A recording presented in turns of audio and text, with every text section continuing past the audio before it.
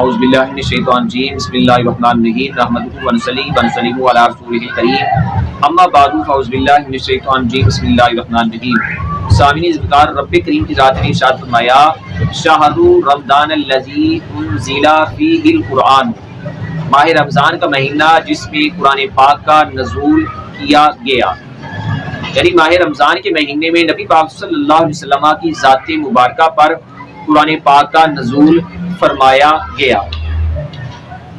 فیہ ھدی للناس، اس میں ہدایت ہے لوگوں کے لیے۔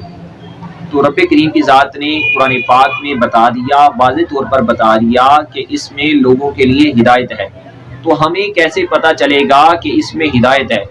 جب ہم علماء اکرام کے پاس جائیں گے جو دین کے وارث ہیں، دین کو سمجھنے والے ہیں، پڑھنے اور پڑھانے والے ہیں، ان کے ساتھ ہمارا تعلق ہوگا، ہم ان کے ساتھ وابستہ ہوں گے تو ہمیں پتہ چلے گا، ان سے ہم سیکھیں گے، ان سے ہم علم حاصل کریں گے، ان سے پوچھیں گے، وہ ہمیں بتائیں گے اس میں کیا ہدایت ہے۔ تو ہمارا علمی لیول کیا ہے؟ ہم جاتے ہیں جہلا پیر کے پاس، جن کے پاس کوئی علم نہیں ہوتا، ان کے پاس جاتے ہیں، ہم اپنی عزتیں بھی اترواتے ہیں اور اپنا مال بھی خرچ کرتے ہیں وہاں۔ جن پر ہمیں چاہیے تھا کہ ہم مال خرچ کریں، ان پر ہم اپنا مال خرچ نہیں کرتے، اور جو جہلا ہیں، جو ٹھگ پیر ہیں، ان پر ہم اپنا مال بھی خرچ کرتے ہیں، وہ ہماری عزتیں بھی اتارتے ہیں۔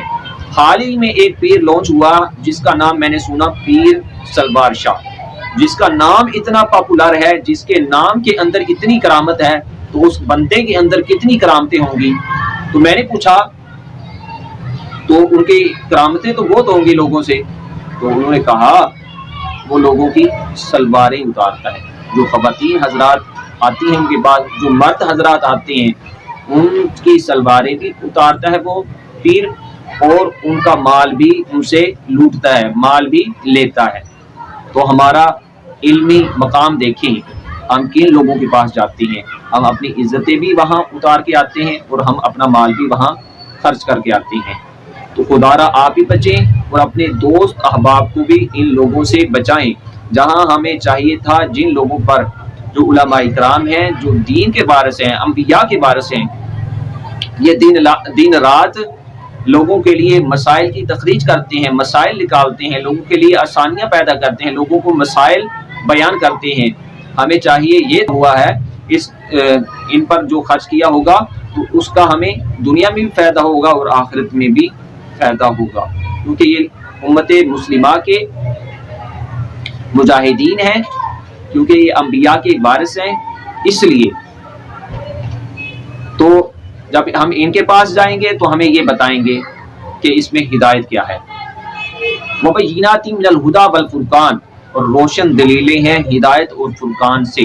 فَمَن شَهِدَ مِنكُمُ الشَّهْرَ، پر جو پائے تم میں سے یہ مہینہ، فَلْيَصُمْهُ، پس چاہیے کہ وہ روزہ رکھے۔ وَمَن كَانَ مَرِيضًا أَوْ عَلَىٰ سَفَرٍ فَعِدَّةٌ مِّنْ أَيَّامٍ أُخَرَ، پر جو ہو مریض یا مسافر سفر پر، پس وہ اپنے گنتی کے دنوں کو مؤخر کرے دوسرے دنوں سے۔ تو ہم پہلے بتا چکے ہیں جو مسافر ہے یا بیمار ہے وہ اپنے گنتی کے دنوں کو دوسرے دنوں میں مؤخر کر دے۔ یرید اللہ بکم اليسر، چاہتا ہے اللہ رب العزت کی ذات تمہارے ساتھ آسانی۔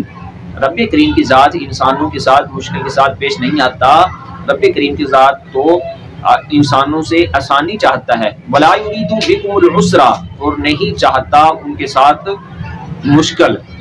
وَلِتُكْمِلُوا الْعِدَّةَ، اور تاکہ تم پورا کرو گنتی کو۔ وَلِتُكَبِّرُوا اللَّهَ، اور اللہ رب العزت کی تسبیح بیان کرو، اللہ رب العزت کی بڑائی بیان کرو۔ عَلَىٰ مَا هَدَاكُمْ، اس چیز پر جس پر تمہیں ہدایت دی۔ وَلَعَلَّكُمْ تَشْكُرُونَ، شاید کہ تم شکر گزار ہو جاؤ۔ لعل حرف مشبہ فعل ہے، تم اس میں تشکرون خبر ہے۔ لعل اپنے اسم اور خبر سے مل کر یہ جملہ اسمیہ خبریہ ہو جائے گا۔ تو دعا ہے کہ رب کریم کی ذات میرے چند کلمات اپنی بارگاہ میں قبول فرمائے، آمین۔ وآخر دعوانا ان الحمدللہ رب العالمین۔